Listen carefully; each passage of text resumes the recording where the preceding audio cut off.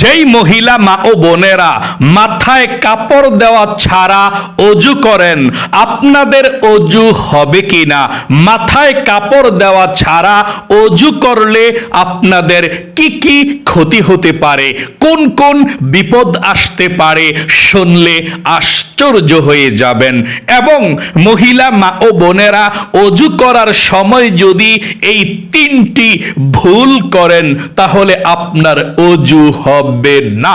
এবং এই অজু দিয়ে যদি আপনি নামাজ পড়েন, কিয়ামতের আগ পর্যন্ত নামাজ পড়লেও আপনার নামাজ হবে না। মহিলা মা ও বোনদেরকে আমি এই বিষয়টা বলে দেব কোন তিনটি ভুল জীবনে কখনো অজু করার সময় করবেন না। এবং গুরুত্বপূর্ণ কিছু মাসআলা বলে দেব, যেই মাসআলাগুলো আমার মহিলা মা ও বোন আপনারা জানতে চান। এক নম্বরে, অনেক মহিলা মা ও বোনেরা বলে, হুজুর আমরা যদি অজু করি, অজু করার পর আমাদের মুখের মধ্যে স্নো ক্রিম আমরা দিতে পারবো কিনা, তাহলে অজু থাকবে কিনা। দুই নম্বরে, অনেক মহিলা মা ও বোনেরা বলে, হুজুর অজু করার পরে আয়নার দিকে চেহারা তাকাইলে, মুখ দেখলে, আয়নার মধ্যে যদি মুখ দেখি, আয়নার দিকে তাকাই, তাহলে অজু থাকবে কিনা। অনেকে বলে আয়নার দিকে তাকালে অজু ভেঙে যায়, এটা সঠিক কিনা সেটাও বলে দেব। এবং অনেক মহিলা মা ও বোনেরা বলে থাকে, হুজুর অজু করার পর যদি ভুলে পর পুরুষের দিকে নজর চলে যায়, ভুলে দেখে ফেলি পর পুরুষকে, তাহলে আমাদের অজু থাকবে কিনা, সে অজুতে নামাজ পড়লে সে নামাজ হবে কিনা সেটাও বলে দেব। এবং অনেক মহিলা মা ও বোনেরা জানতে চান, হুজুর আমার নায়নাতকুর বাসার মধ্যে টিভি দেখে অথবা মোবাইলের মধ্যে ছবি দেখে, গান দেখে, নাটক দেখে, সিনেমা দেখে, যদি আমি অজু করার পরে ওই সিনেমা, নাটক, টিভির দিকে ভুলে নজর পড়ে যায়, তাহলে আমাদের অজু থাকবে কিনা, সে অজুতে নামাজ পড়লে নামাজ হবে কিনা সেটাও বলে দেব। অনেক মহিলা মা ও বোনেরা এটাও আমাদেরকে বলেন, হুজুর অজু করার পর যদি আমরা কাপড় চেঞ্জ করি, কাপড় পরিবর্তন করি, তাহলে অজু থাকবে কিনা, অজু নষ্ট হয়ে যাবে কিনা, এই বিষয়টাও আমি আপনাদেরকে বলে দেব। আমি অনুরোধ করে বলবো, ও প্রিয় দিনী মহিলা মা ও বোনেরা, অবশ্যই আজকের আলোচনাটি খুবই গুরুত্বপূর্ণ হতে চলেছে। আপনার মনের যেই মাসআলাগুলো আপনি জানতে চান সেগুলো বলে দেব। এবং আপনারা অজুর মধ্যে এই তিনটি ভুল করলে আপনার অজু কখনো হবে না। নবীজি বলেছেন এই ভুলগুলো করলে আপনার অজু দিয়ে নামাজ পড়লে নামাজ হবে না। এই গুরুত্বপূর্ণ আলোচনাটি মনোযোগ সহকারে আমার মহিলা মা ও বোনেরা শুনবেন। জীবনে কত সময় তো নষ্ট করেছেন অযথা গল্প গুজবে, গান বাজনা, সিনেমা, টিকটক, নাটক, ফেসবুকে। ও মহিলা মা ও বোনেরা, মনোযোগ সহকারে কথাগুলো শুনবেন। মাথায় কাপড় দেওয়া ছাড়া অজু করলে অজু আপনাদের হবে কিনা, মাথায় কাপড় দেওয়া ছাড়া অজু করলে কোন কোন বিপদ আসতে পারে, আপনাদেরকে আমি একদম সহজে বুঝিয়ে দেব। আল্লাহর নবীজি বলেছেন, মিফতাহুল জান্নাতি সলা, নামাজ যেরকম ভাবে জান্নাতের চাবি, নামাজ ব্যতীত জান্নাতের মধ্যে যাওয়া যায় না, ঠিক তেমনি ভাবে নামাজের চাবি হচ্ছে অজু। আপনার অজু যদি সঠিকভাবে না হয়, তাহলে আপনার নামাজও সেই অজু দিয়ে পড়লে আপনার নামাজ আল্লাহর দরবারে কবুল হবে না। এই জন্য প্রথম শর্ত হলো নামাজের পবিত্রতা অর্জন করা। আল্লাহু আকবার। আপনি যদি সঠিকভাবে অজু করতে পারেন, আপনার অজুটা ইবাদত হয়ে যাবে। আল্লাহর নবীজি বলেছেন, ভালোভাবে উত্তম রূপে অজু করলে দুইটি পুরস্কার আল্লাহ রাব্বুল আলামিন দিয়ে দেয়। অজু যদি আপনি ভালোভাবে করেন নবীর সুন্নত তরিকা মতো, তাহলে অজুর পানির সঙ্গে আপনার গুনাহগুলো ঝরে যাবে, মাফ হয়ে যাবে। আল্লাহু আকবার। দুই নাম্বার যেই পুরস্কার, ওযু যদি আপনি ভালোভাবে করেন, কাল কিয়ামতের ময়দানে আপনার চেহারাটা পূর্ণিমার চাঁদের মতো আলোয় ঝলমল ঝলমল করতে থাকবে। এই জন্যে আপনি ওযু করবেন ভালোভাবে, তাহলে নবীজি কাল কিয়ামতের ময়দানে আপনাকে দেখে চিনে ফেলবে, আপনার চেহারাটা পূর্ণিমার চাঁদের মতো হয়ে যাবে। নবীজি আপনার হাত ধরে আপনাকে জান্নাতে পৌঁছে দিবে। নবীজি আপনাকে হাসরের ময়দানে হাউজে কাউসারের পানি পান করাবে। আল্লাহু আকবার। আমি একদম সহজে আপনাদেরকে বলে দিচ্ছি আপনারা ওযুটা কিভাবে করবেন। তারপরে আপনাদেরকে বলে দেব মাথায় কাপড় দেওয়া ছাড়া ওযু করেন যে মহিলা মা ও বোনেরা, আপনাদের কি কি বিপদ হতে পারে মাথায় কাপড় দেওয়া ছাড়া ওযু করলে ওযু হবে কি না। ওযু করবেন কিভাবে শুনুন। ওযুর শুরুতে বিসমিল্লাহ না পড়লে আপনার ওযুটা পরিপূর্ণ হবে না। নবীজি বলেছেন তোমরা যখন ওযু করবা ওযুর শুরুতে বিসমিল্লাহ পাঠ করো সুন্দর করে, তাহলে আল্লাহ রাব্বুল আলামিন আপনাদের উপরে যতক্ষণ ওযু করবেন ততক্ষণ বৃষ্টির মতো রহমত নাজিল করবে এবং ওযুর পানির সঙ্গে তোমাদের গুনাহগুলো ঝরে ঝরে পড়ে যাবে। তাহলে ওযুর শুরুতে আপনি কিভাবে বিসমিল্লাহ পাঠ করবেন আমার সঙ্গে একটিবার পড়ুন। বিসমিল্লাহির রহমানির রহিম। এভাবে আপনি ওযু করবেন। আপনি ওযু করার পরে একবার কালেমায়ে শাহাদাত পাঠ করবেন। আল্লাহর নবীজি বলেছেন ওযু করার পর যদি আপনি একবার কালেমায়ে শাহাদাতরা পাঠ করতে পারেন, আল্লাহ রাব্বুল আলামিন আপনার জন্যে 8 জান্নাতের দরজা আল্লাহ খুলে দেবে। আপনি 8 জান্নাতের যে কোনো জান্নাতের যেই কোনো দরজা দিয়ে যে কোনো জান্নাতে প্রবেশ করতে পারবেন। আল্লাহু আকবার। এই জন্যে আপনি ওযু করার পরে একবার কালেমায়ে শাহাদাতটা ভালোভাবে আপনি পাঠ করবেন। আমার সঙ্গে একটিবার সহি শুদ্ধভাবে পড়ুন।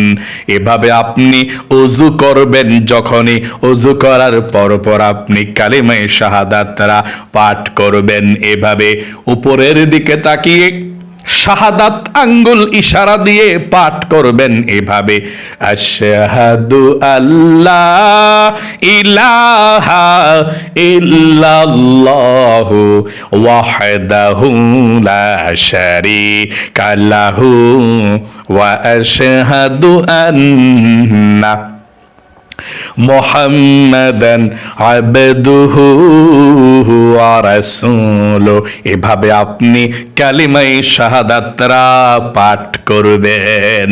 আল্লাহু আকবার। এভাবে আপনি ভালোভাবে ওযু করবেন।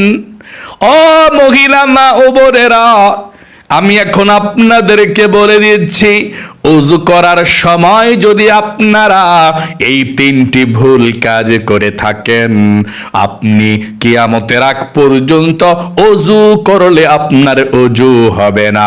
সেই ওযু দিয়ে নামাজ পড়লে আপনার নামাজ আল্লাহর দরবারে কবুল হবে না।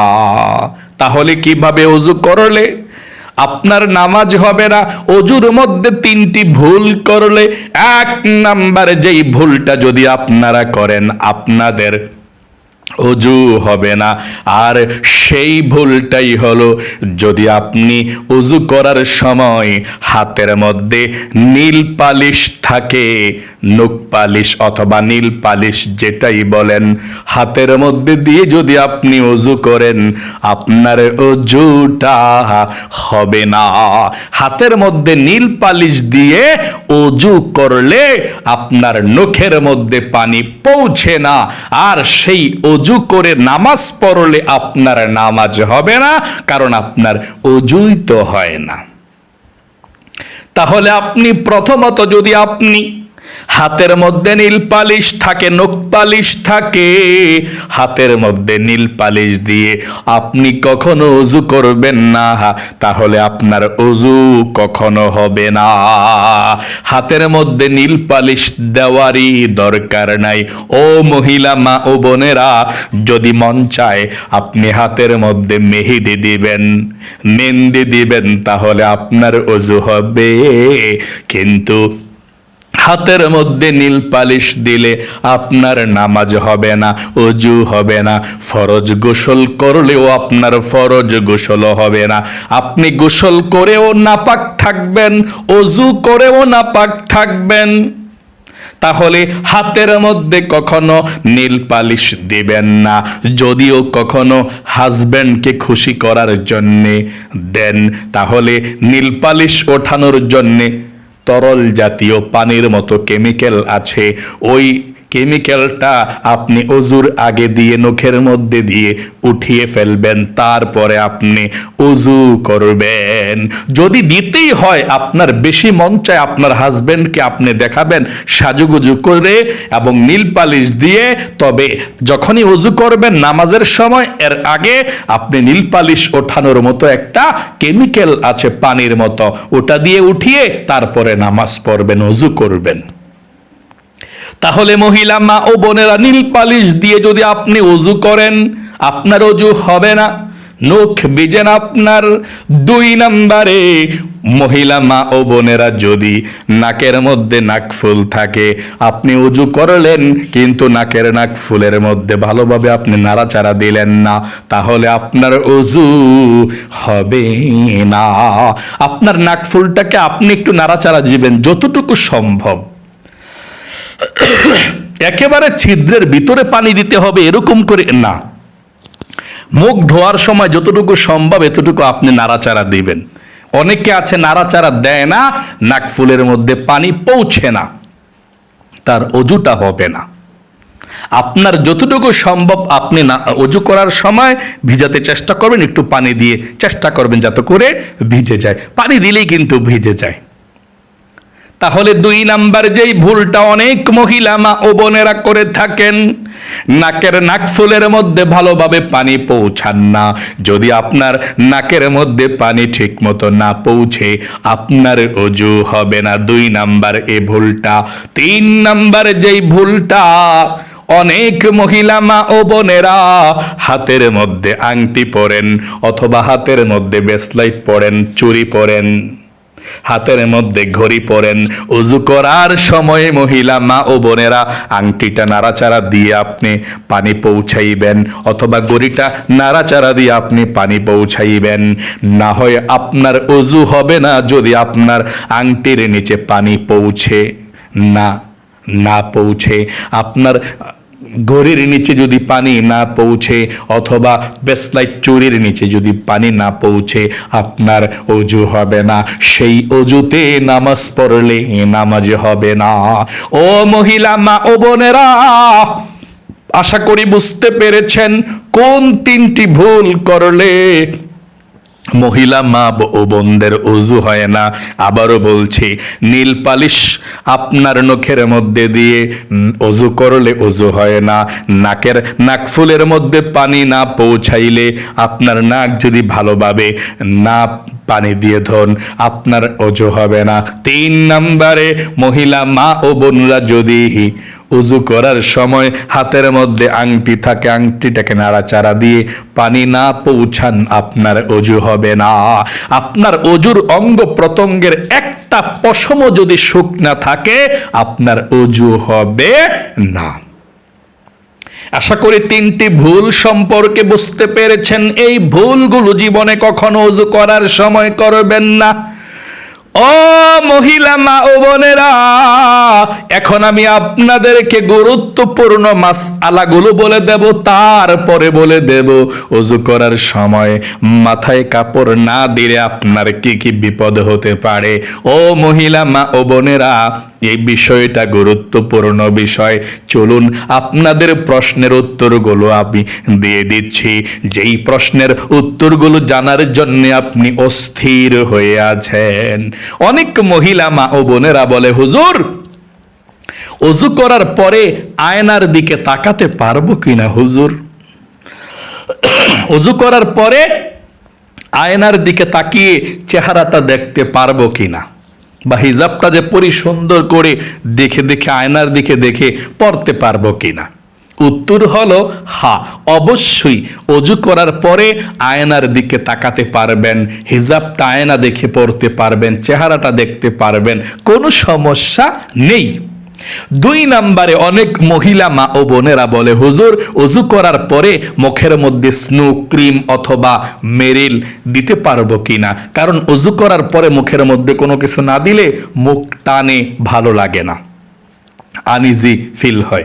তাহলে দিতে পারবো কিনা অজু করার পরে মুখের মধ্যে মেরিল অথবা স্নো ক্রিম দিতে পারবো কিনা? উত্তর হলো হ্যাঁ, আপনি অজু করার পরে মুখের মধ্যে স্নো ক্রিম, লোশন, তারপর আপনার মেরিল দিতে পারবেন, কোনো সমস্যা নেই, আপনার অজুর কোনো ক্ষতি হবে না।